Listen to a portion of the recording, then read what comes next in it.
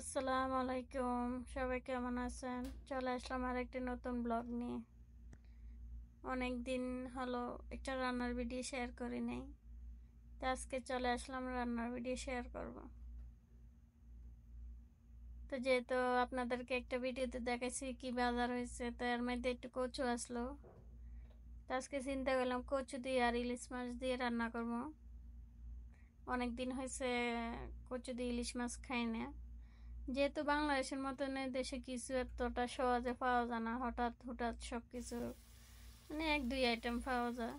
তো এই কচু পাইছে, আবার মশলা দিলে বাজারটি অনেক সুন্দর ও ফ্রেশ আসলো। তো এখানে দিয়ে দিলাম পেঁয়াজ, রসুন, কাঁচামরিচ ব্লেন্ড করে। যেহেতু আমার কোনো ফাড়া নাই, শিলফাটা বলে আর আমাদের ভাষা কুমিল্লা ভাষা ফাড়া বলে, শিলফাটা নাই, তো ব্লেন্ড করে পেঁয়াজ, রসুন, কাঁচামরিচ একসাথে করে নিয়েছি। তেল এখানে ব্যবহার করলাম আমি জৈতুনের তেল, যেহেতু সৌদি আরবে জৈতুনের তেলটা একটু কম দামে পাওয়া যায়, আবার স্বাস্থ্যের জন্য ভালো। তো আমরা জৈতুনের তেল বেশিরভাগে খাই। তো ভালোভাবে পেঁয়াজ রসুনটা কষিয়ে নিব। তো আজকে ইলিশ মাছটা ভাজা ছাড়া রান্না করব। আমি আজকে নতুন একটা স্টাইল, মানে এরকম রান্নার খাই নাই, হয়তো অনেকে খাইছে, কিন্তু এটা আমার জন্য প্রথম। লবণ দিয়ে দিলাম। তো চিন্তা করলাম আজকে ইলিশ মাছটা না বাজে তরকারি সরাসরি দিয়ে দেখি কেমন হয়। আমি শুনছি ইলিশ মাছ বাজলে নাকি তার স্বাদ একটু চলে যায়। তো আগে ইলিশ মাছের মাথাটা দিয়ে দিলাম। ইলিশ মাছটা একটু বড় হয়ে আসলো, প্রায় 1 কেজি হবে ওজন ইলিশ মাছ। তো এগুলো হচ্ছে ফ্রোজেন করা, বাংলাদেশ থেকে, বাংলাদেশের ইলিশ মাছ।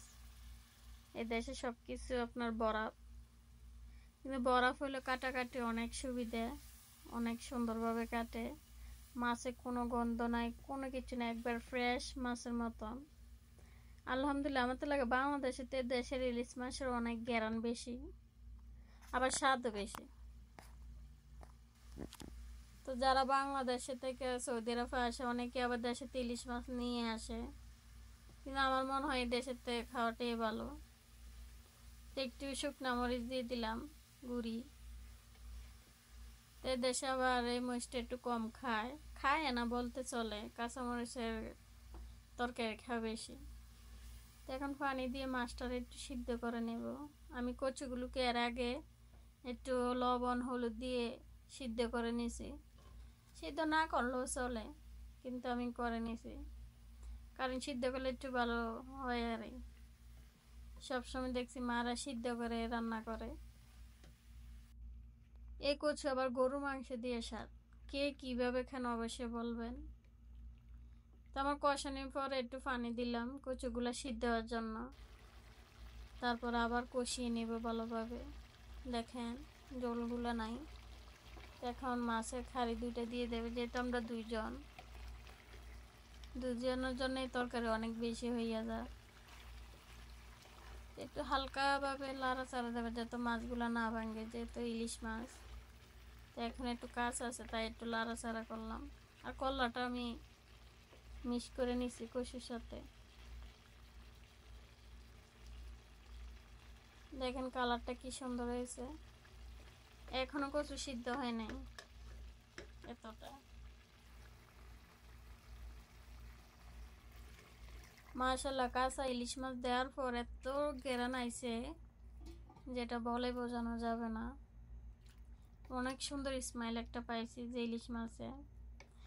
আসলে অনেকদিন পরে এরকম একটা স্মাইলওয়ালা ইলিশ মাছ, অনেক মানে গন্ধটাই অনেক সুন্দর। তা আমি আবার মনে মনে বলছি আজকে তরকারিটা সেই হবে, যেহেতু ইলিশ মাছের গ্যারানটা একটু বেশি হয়েছে। আসলে বাজলে ইলিশ মাছের এই গ্যারানটা থাকে না, গন্ধটা। তো আমার রান্না শেষ, এখন ধনিয়া পাতা দিয়ে দেব। যেহেতু তেল উঠে গেছে, এখন আর লবণ দেখে আর কিন্তু যদি লাগে দিবেন, না হলে নাই। তো এইভাবে ইলিশ মাছ ভাজা ছাড়া রান্না করে দেখবেন, অনেক মজা লাগবে। তো আজকে এই পর্যন্তই, আল্লাহ হাফেজ। আবার দেখা হবে নতুন ভিডিও। তো অবশ্যই আমার ভিডিওটা সবাই শেয়ার করবেন।